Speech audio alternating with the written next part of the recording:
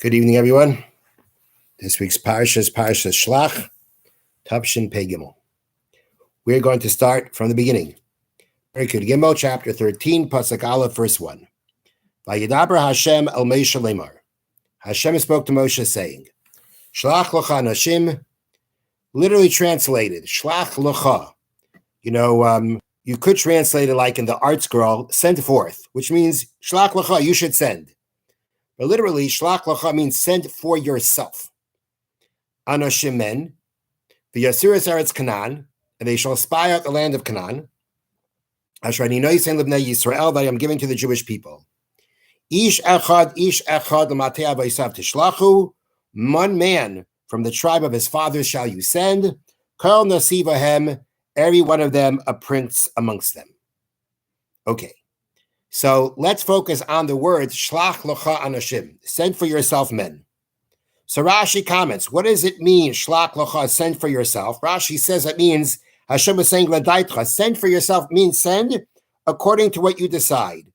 Ani mitzavalach, Hashem says, I'm not commanding you. If you want to send, send. Now, what motivated Moshe to send? So Rashi cites in Parshas Devarim, where Moshe Rabbeinu repeats the sin of the spies. Moshe says how the Jewish people approached him to send spies. So Rashi continues and says, the Jewish people came before Moshe and said, let's send men to spy. Right? After the Jewish people asked, Moshe asked Hashem. Hashem said, I told them the land is good. I told them it's good. It's a good land. Hashem says, I swear I'm going to give them the possibility, the place to falter, to slip up, so as not to inherit the land. So Hashem says to Moshe, I told them the land is good. Moshe's coming to ask Hashem, should I send spies? The Jewish people ask Moshe. Moshe goes back to Hashem. Hashem says, I told them the land's fine. And they still want to send spies. Hashem says to Moshe, this is not going to work out good. I'm going to, whatever this means exactly, when he says, I'm going to give them the place, the possibility to stumble, and therefore not get the land. I'm not going to focus what that means exactly, but Hashem is clearly saying to Moshe that, they're sending the spies is not what they should be doing. Because not what they should be doing, it's going to cause, it has the potential at least to cause them to stumble. Okay. So what does Moshe do after hearing Hashem say that? What does Moshe do? Sure. He sends anyway, right? That's the next pasuk. Moshe sent them from the desert of Paran, al pi Hashem, literally translated by the mouth of God. Rashi tells us by the mouth of God here means birshusai, with God's permission. Typically, when it says al pi Hashem, by the mouth of God, so to speak, that means Hashem commanded. In this context, we know, as Rashi just said before, Hashem didn't command him. Hashem wasn't even pleased with the idea. But at the end, Hashem didn't stop him. So how are we supposed to understand this? How are we supposed to understand if Hashem says it's not a good idea, it's going to have the potential for them to stumble. It's going to be the stumbling block for them to lose out on the land. And Moshe still sends them. Why? Even more. Let's skip a few more. Let's skip a bunch of psukim, which goes through the names of the spies. And let's go to Pasuk Tez Zayin, verse 16. You got it? These are the names of the men that Moshe sent to spy the land. Moshe called Hoshea bin Nun Yehoshua. Now Hoshea bin Nun was in Pasuk Ches, verse 8. The spy coming from the tribe of Ephraim was a man named Hoshea bin Nun. Here, this pasuk says that Moshe changed Hoshea's name to Yehoshua. Does Yehoshua sound familiar? Yehoshua is Joshua. Yehoshua is Moshe's disciple who was his successor. According to the way the psukim imply, his original name was Hoshea, and now Moshe changed his name to Yehoshua. Why did Moshe change his name to Yehoshua? Says Rashi, the reason why he added the letter Yud was because Nispal al Olav, by adding the letter, Moshe was actually praying for Yehoshua. The letter Yud stands for God's name, for God. And the mission was Yehoshua, Ka Yoshiach Me'atzas Meraglim. Hashem should save you from the plot, from the plan of the spies.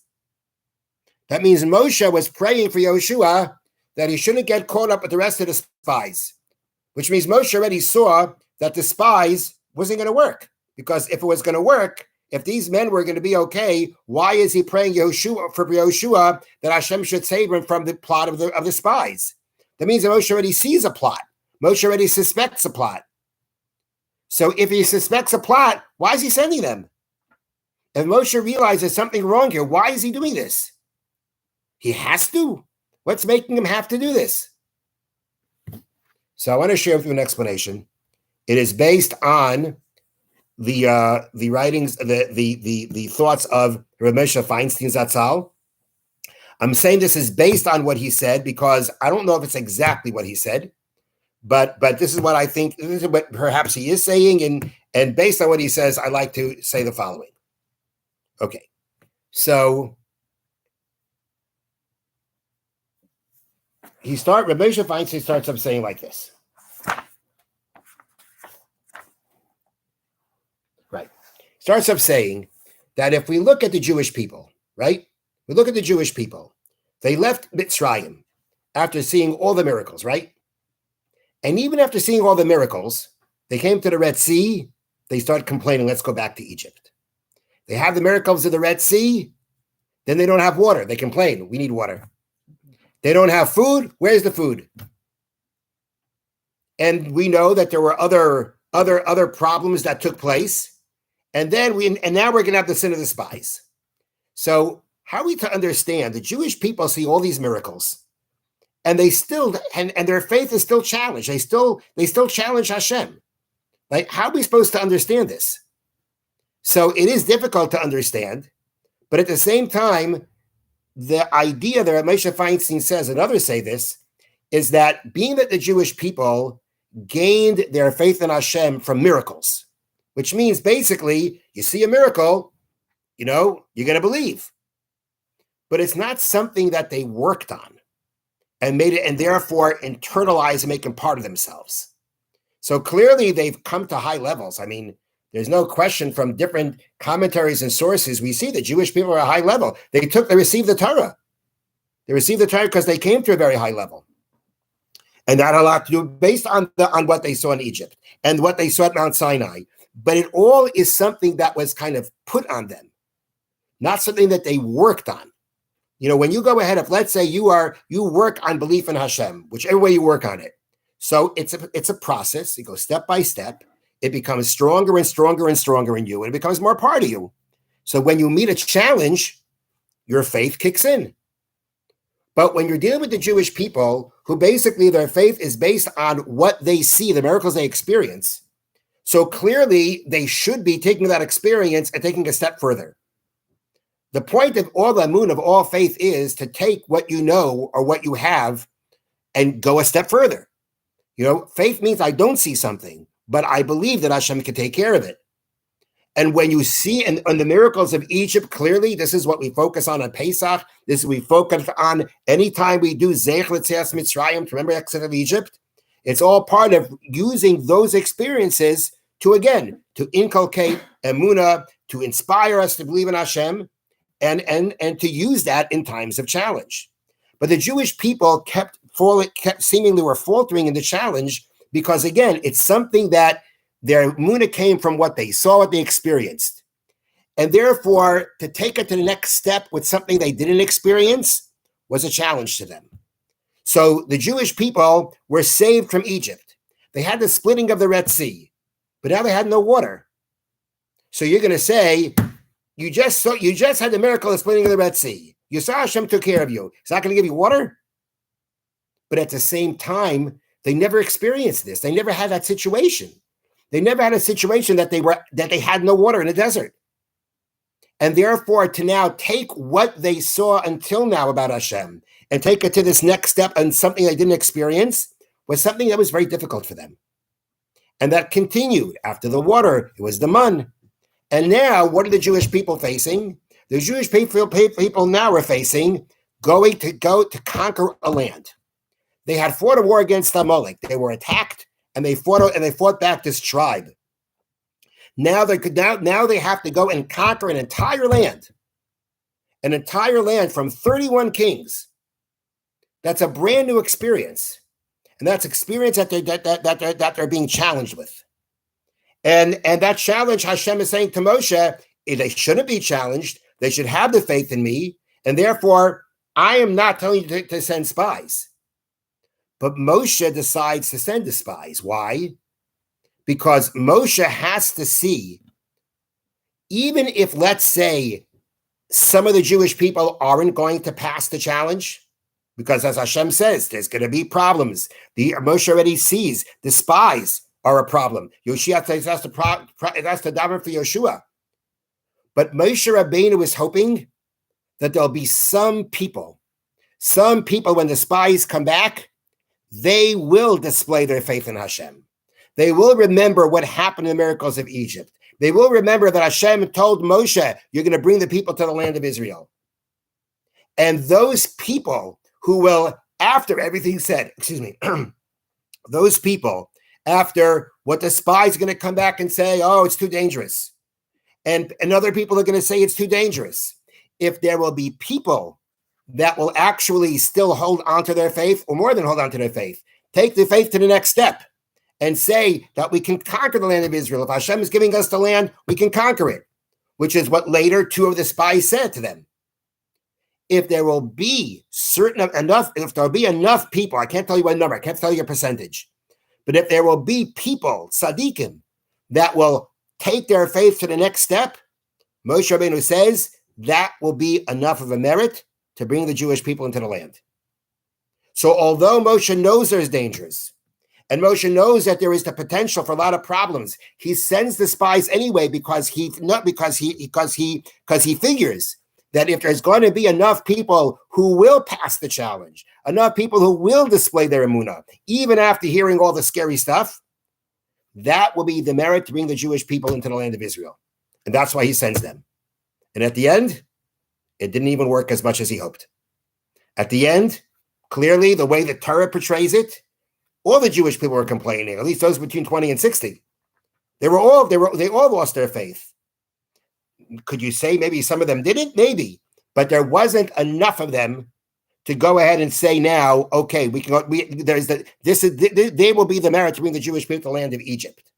You know, it's a little bit reminiscent of when Hashem tells Abraham that he wants to destroy Sodom. Remember that story? And what does he say? What if there's 50? What if there's 45? What if there's 40? Up to 10, right? At the end of the day, in that situation, I'm not making a complete comparison. I'm just saying in that situation, X amount of people would have been the merit to save them. I'm trying to suggest that I think Ramosha Feinstein means this also. He doesn't bring in Avram, but he's trying to say that if there would have been enough people holding on to their faith, that would have brought the Jewish people into the land of Israel. But that didn't happen. It didn't happen. But the reason why Moshe went ahead and did that was because Moshe understood that to go into the land of Israel, there's got to be those people who have the emunah, the faith, to be able to go into the land, to conquer the land. There has to be that. And maybe there will be that. Let's see what happens. At the end, it failed. Okay. That's one thing I want to tell you. The next thing I want to share with you is how So the Torah tells us the spies went into the land, they spied out the land, they came back. And let's take a look. Let's read from, again, Parak Yuma chapter 13, Pasuk Chav Zayin, verse 27. So at this point, they spied out the land and they came back to the people. Vayisapru loy vayomru, and they told him and they said, Banu al haaretz asher shlachtanu, addressing Moshe. We came to the land that you sent us to. The gam zavas cholud vashi v'zeh pirya. It is a land flowing with milk and honey, and look at its fruits. They brought back unbelievable fruits from the land. Ephes, however, but kiaz ha'am, the people are very strong. Hayeshe ba'aretz, the nation living in the land is very strong. The cities are greatly fortified. The and the children of the giants we saw there. Amalek Yoshev Eretz HaNegev. Amalek lives in the south. The Chiti Vayavusi V'Amori Yoshev Bahar. The other nations, the other Canaanite nations, the Chiti, the Yavusi, the Amori, they live in the mountain. V'Knani Yoshev Alayam V'Yada Yarden. And the Canaanites, in general they're called Canaanites, but there's also a nation called the Canaanites. They live by the sea and by the Jordan. So basically, what did the spies say? No way. There's no way we can do this. They're much too strong. Pasuk Lamed. Vayas Kalev esa'am Moshe. And Kalev quieted the people to Moshe. Vayomer, and he said, Olay na'ale v'yarashnu oisa. We shall surely go up and take possession of it. Ki yachalnu chala, for we are able to do it. Next pasuk, Vanosh Masher Olu imay amru. And the people who went up together with Kalev said, we are not able to go up to the nation because they are stronger than us. And then they brought out more negativity about the land that they spied, saying, the land we crossed into to spy, it's a land that devours its inhabitants. And all the people we saw there were giants. Okay, so clearly the spies are winning the day, right? Now let's go back where it says, Vayas Kalev. Kalev quieted down the people to Moshe. So what does it mean, Kalev quieted the people to Moshe? So Rashi here says, Vayas means he quieted them down. El Moshe, to Moshe, means Lishmaya Mashi Yadaber Moshe, to hear what they would say about Moshe. Meaning Kalev wanted to quiet the people down. That's a very interesting word, quiet them.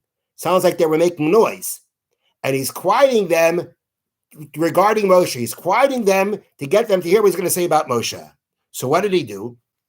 Rashi says, Samach v'amar, Kalev cried out and said, V'chizu b'lvad salona ben Amram. Is this the only thing that the son of Amram did to us? No, if you would hear that, what do you think he's about to say? Something good or something bad? Something bad. Now, Hashemea Yasavur Shabala Sabra Bignusai. The one who hears Kalev say this thinks he's about to say something derogatory about Moshe. And because in their hearts they already had complaints against Moshe because of the words of the Meraglim, Shasku Kulam, Lishmaya Ganusai, they all quieted down to hear his his put down of Moshe Rabbeinu. Amar, he said, you know what else he did for us? Like Karalanu es Hayam, he split the Red Sea for us. Varidlanu es Haman, he brought down the man. Because his Hasam, he brought the quail. Tricked them. He quieted them all down. He got their attention because he knew he was going to get their attention if they think he's going to do something derogatory. What did he say? You know what else he did for us? He saved our lives. This is what he did for us. And then he says, we shall surely go up. Afilu b'shamayim. What does it mean? We'll surely go up. Go up where? Doesn't say we'll go up to the land. We'll go up. Says Rashi, it means we'll go up even to heaven. If Moshe tells us build ladders and go up to heaven, whatever he tells us, we'll succeed about. So here, Kalev tried to turn the tide. And it's interesting because the wording is Vayas, he quieted them. And clearly from the way that Rashi describes the Jewish people, right at this point of time, although the Torah doesn't say anything about what the Jewish people were saying, it's only later on, a little bit, in a couple of psukim, it says the Jewish people began crying and complaining. At this point in time, the Torah doesn't tell us what's going on. But Rashi tells us that because of the words of the spies, the Jewish people had it in for Moshe. And therefore, that's how we got their attention, but then he turned it on them. Okay. So this is what Kalev did. Now, if I were to ask you, let me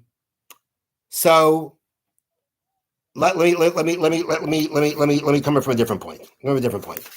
So later on, if you take a look, later on in chapter 14, Pasuk Chavdal, verse 24, after Hashem threatens to destroy the Jewish people, and Moshe prays that the Jewish people should be spared, and Hashem says, I'll spare the Jewish people, but this generation will not enter the land. Hashem says in Pasuk Chavdal, V'avdi Kalev, and my servant Kalev, Ekev hayas haruach acheres imai, because there was a different spirit with him. V'malei acharoi, and he followed me wholeheartedly. V'v'yosiv la'aretz asher b'shama, I will bring him to the land that he came there to. The Zara Yarishan and children will inherit it. So Hashem calls Kalev Avdi Kalev, my servant Kalev. Now we also know that later on, Yoshua also spoke up with Kalev to tell the Jewish people to change their minds. So Kalev also, Yoshua also was one of the two spies who tried to say that what everybody else was saying wrong. We should go to the land of Israel. And because of that, both of them did merit to go to the land of Israel. Kalev gets special recognition. So why do you think Kalev got special recognition? Why did he get special recognition? What did he do? Did he accomplish? No. Seemingly not. But what did we say? He tried. He tried, right? He tried. At least he was different than others. Meaning his try wasn't just trying. He was trying in the face of all this opposition. He stood up for Moshe. He stood up for Hashem against everybody else. It didn't succeed, but at least he stood up for it. That's how we would understand it, right? Moshe Feinstein gives a different twist, a different way of looking at this. So again, let's go back. Kalev quiets them down, right? And he tells the people, Moshe has always helped us. He's always saved us. Whatever he says to do, we'll succeed in doing. Okay, that's what he says. Now, if Kalev didn't convince the Jewish people when he said that, if it didn't work, right? If it didn't work, then the Torah so no one would have to say anything more. And we read further of how the Jewish people would be crying and saying, why did we leave Egypt? Why are you going to the land? Why did we leave Egypt? But we find, though, that after Kalev said his part, what's next? Excuse me 1 second.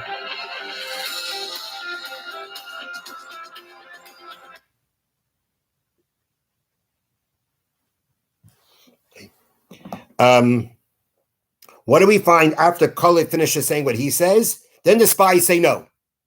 Kalev says we can do it, and the other spies say no, we can't do it. And they start saying more about the land. Moshe Feinstein suggests that the fact that the other spies had to respond to him means that actually Kalev's words worked. And when Rashi says they had it in from Moshe because of the words of the spies, and then Kalev gets up and says, quiets them down, and he says, look what Moshe Rabbeinu did for us. And whatever he tells us to do will succeed. That worked. At that point of time, it worked. At that point in time, he won over the Jewish people. They were inspired by what he said. They were impressed by what he said. And at that point, as Rashi says, they had it in from Moshe. At that point, when Moshe Feinstein wants to suggest, they changed. They had a change of heart again about Moshe. And they realized their mistake about Moshe. For a short moment of time, they did tshuva. They repented. And because Kalev's words were taking effect on the Jewish people, the other spies chimed in and said, no way, not going to work. No chance. They were trying to counter the effect of Kalev, and it worked. Because we know that can happen, right? You go ahead and you inspire someone, you convince someone, or you need someone else to come and say, nah, baloney, not true. And that's going to be enough. Kalev did, Moshe Feinstein wants to say, Kalev did accomplish something. There's something he did accomplish. He got them to do tshuva for a short period of time. For a short period of time, they turned around. For a short period of time, they actually changed their mind and they realized their mistake. And Moshe Feinstein points out, that after Hashem decreed to Moshe that they're not going to enter the land, what was the Jewish people's reaction? Was their reaction, fine, we don't want to go to the land anyway? That wasn't the reaction. They started crying. They were very upset. And not only that, a group of them said to Moshe the next day, we're ready to go fight. But it was too late. That's the problem. It was too late. But it's clear that they really did have a change of heart. Eventually, they did do tshuva. It was too late. It wasn't a tshuva that could help them anymore. But we see that they did come to realize their mistake. So he wants to say that Kalev got them to start that. Kalev started them in realizing their mistake. But once the other spies chimed in again, it knocked it off. But temporarily got them to do tshuva. And Moshe Feinstein says the point of Hashem praising Kalev is to bring out the idea. You get someone to do tshuva for a short period of time, that's not a waste. It's not a waste. It's a very important thing. It's an accomplishment.